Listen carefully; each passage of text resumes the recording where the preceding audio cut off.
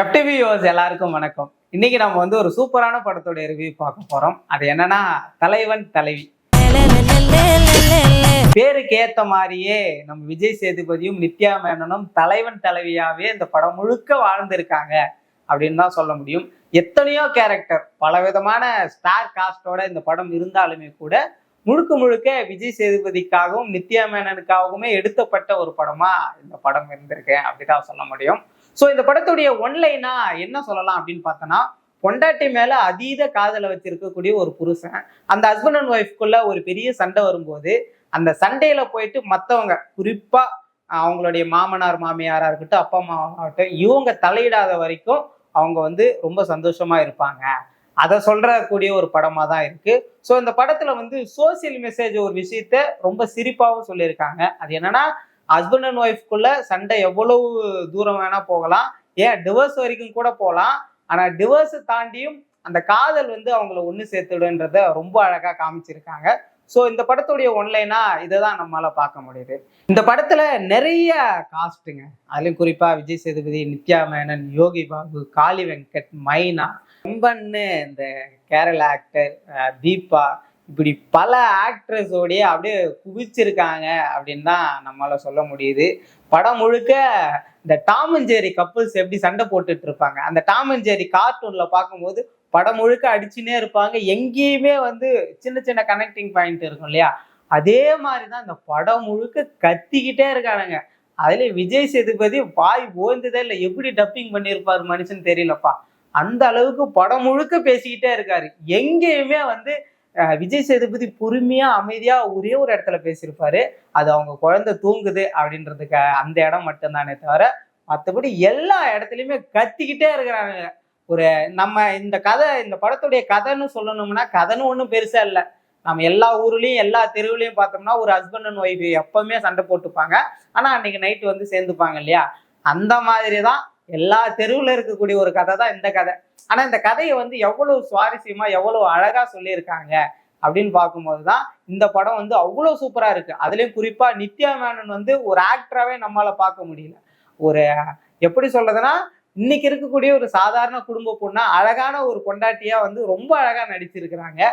So இது இந்த படத்துல ஒரு பெரிய பிளஸ்னே சொல்லலாம். எங்கேயுமே அவங்கள கேரக்டராகவே பார்க்க முடியல, அந்த அளவுக்கு சூப்பரா அந்த கதையோட ஒன்றி போயிருக்கு அப்படின்னு தான் நம்மளால பார்க்க முடியுது. படம் முழுக்க இது எப்படி இருந்தாலுமே கூட இந்த படத்துக்கு ரொம்ப பிளஸ்ஸா பார்க்கப்பட்டது மியூசிக். மியூசிக் எல்லா இடத்துலையுமே ரொம்ப அழகா இருக்கு. மைனூட்டான சவுண்ட்ஸோட சந்தோஷ் நாராயணன் ரொம்ப பிச்சிட்டாரு அப்படின்னு தான் சொல்ல முடியும். அதுலயும் குறிப்பா அந்த பொட்டல முட்டாயா இருக்கட்டும், பொட்டல முட்டாய் ஒரு மாதிரி சம வைபா இருந்தாலுமே கூட எல்லாரையும் தியேட்டர்ல ரசிக்க வச்ச பாட்டா அந்த ஆகாச வீரன் அந்த பாட்டு இருந்திருக்குதுன்னு தான் அப்படின்னு நம்மளால பார்க்க முடியுது. எல்லாரும் என்ஜாய் பண்ணி, அதுலயும் குறிப்பா ஹஸ்பண்ட் அண்ட் ஒய்ஃப் நான் பார்த்தேன். எனக்கு முன்னாடி இருந்த ஒரு ஹஸ்பண்ட் அண்ட் ஒய்ஃப்ஸ் எல்லாம் அவ்வளவு அழகா என்ஜாய் பண்ணி இந்த படத்தை பார்த்தாங்க. ஸோ மறக்காம எல்லாரும் தியேட்டருக்கு போகும்போது ஹஸ்பண்ட் அண்ட் ஒய்ஃபா போங்க, உங்களுக்கு ஏத்த படம் தான் இந்த படம். படத்துல எத்தனையோ சீக்வன்ஸ் இருக்கு, எவ்வளோ சூப்பரான செக்மெண்ட்ஸ் எல்லாம் இருந்தாலுமே கூட அது எல்லாருமே ஹஸ்பண்ட் அண்ட் ஒய்ஃபா நீங்க போய் படம் பார்க்கும்போது அவ்வளோ சூப்பரா கனெக்ட் ஆகுது. ஏன்னா இந்த படத்துல ரியாலிட்டியை பேஸ் பண்ணி நிறைய விஷயங்கள் எடுத்திருக்காங்க. ரியாலிட்டி மட்டும்தான் எடுத்துக்கிறாங்க. ஒரு ஹஸ்பண்ட் அண்ட் ஒய்ஃபுக்குள்ள எந்த மாதிரி சண்டை வரும் அதை மட்டும்தான் எடுத்திருக்காங்க. ஸோ ஹஸ்பண்ட் அண்ட் ஒய்ஃபா நீங்க இந்த படத்துக்கு போனீங்கன்னா நீங்க போயிட்டு சேர்ந்துட்டு வந்துருவீங்க, ஐயோ இனிமே நீ தான் என் புருஷன் அப்படின்ற மாதிரிலாம் கிடையாது. நாங்க என்ன பண்றோமோ அதை தான் இந்த படத்துல சொல்லியிருக்காங்க அப்படின்ற மாதிரிதான் இந்த படம் முழுக்க சொல்லியிருக்கிறாங்க. மற்றபடி விஜய் சேதுபதி ஆக்டரை தாண்டி அவருடைய கேரக்டர் பத்தி சொல்லணும்னா, தான் மனைவிக்காக தான் உயிரே போனாலும் பரவாயில்ல, அது துச்சமா நினைக்கக்கூடிய ஒரு கேரக்டர். இந்த படத்துல எத்தனையோ இடங்கள்ல துப்பாக்கியை முன்ன வச்சுக்கிட்டு, கத்தியை முன்ன வச்சுக்கிட்டு, என் பொண்டாட்டிக்கு முன்னாடியே அவன் உயிர் போனா கூட பரவாயில்ல, என் பேரரசிக்கு முன்னாடி என் உயிர் போனா கூட பரவாயில்லன்னு சொன்ன விஜய் சேதுபதி ஒரு டைமுக்கு அப்புறம் இந்த படத்துல ஒரு கிளைமேக்ஸுக்கு முன்னாடி தான் மனைவிக்காக அவ்வளோ எஃபர்ட் போடுவாரு.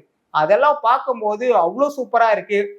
அதுக்கப்புறம் இந்த படத்துல ஆர்கே சுரேஷ் அவருடைய கேரக்டர் காமெடியனா தான் நம்மளால பார்க்க முடியுது. பெரிய வில்லன் மாதிரி காமிக்கிறாங்க.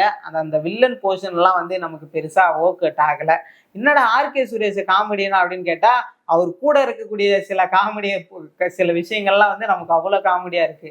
சரி, காமெடி வச்சிருக்கக்கூடிய யோகி பாபுடைய போர்ஷன்ஸ் எப்படி இருக்கு அப்படின்னு பார்த்தோன்னா, யோகி பாபு பேசுற டைலாகுக்கெல்லாம் சிரிப்பு வரல.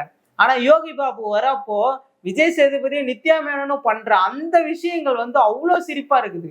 படம் முழுக்க எங்கெங்கெல்லாம் யோகி பாபு பிரசன்ஸ் இருக்கோ அந்த இடத்தெல்லாம் வந்து நித்யா மேனனும் விஜய் சேதுபதியும் பண்றாங்க பாரு ஒரு அக்கப்போரு. அது வந்து சொல்லவே முடியாது. அந்த அளவுக்கு வாய் விட்டு சிரிக்கிற மாதிரி தான் இருக்கு.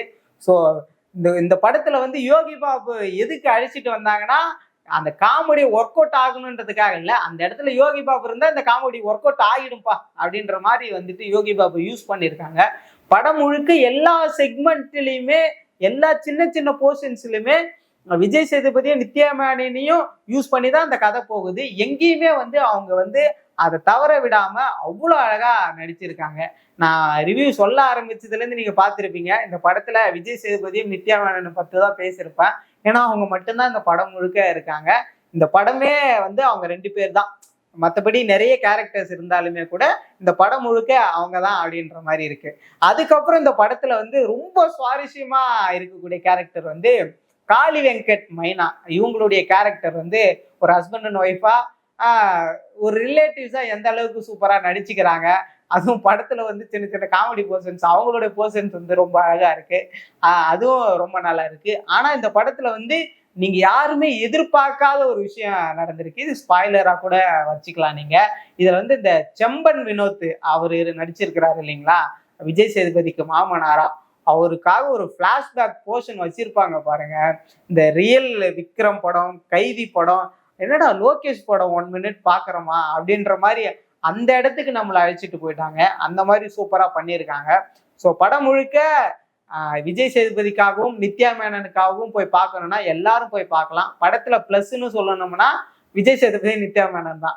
ஏன்னா அவங்க தான் இந்த படமே, அப்படிதான் சொல்ல முடியும். மற்றபடி மியூசிக் நல்லா இருக்கு. சினிமாட்டோகிராஃபி வந்து எங்கேயுமே குறை சொல்ல வாய்ப்பு இல்லை. அந்த அளவுக்கு சூப்பரா இருக்கு. படம் முழுக்க ரொம்ப கலர்ஃபுல்லா இருக்குதுன்னே சொல்லலாம். ஸோ இந்த படம் வந்து குடும்பத்தோட முக்கியமா எங்கேயுமே வந்து முகம் சுழிக்காம ஃப்ரெண்ட்ஸோட நீங்க போய் பார்க்கணும்னா இந்த படத்தை மறக்காம போய் பாருங்க. அதுவும் தியேட்டர்ல பாருங்க. பார்த்து என்ஜாய் பண்ணக்கூடிய ஒரு படமா இந்த படம் இருக்குது அப்படின்னு தான் நான் சொல்றேன். ஸோ இந்த படத்தோட ரிவ்யூ எப்படி இருக்குன்ட்டு படம் பார்த்துட்டு வந்து சொல்லுங்க. ஸோ அடுத்த படத்தோட ரிவ்யூல சந்திக்கிறேன். டாடா, பாய் பாய்.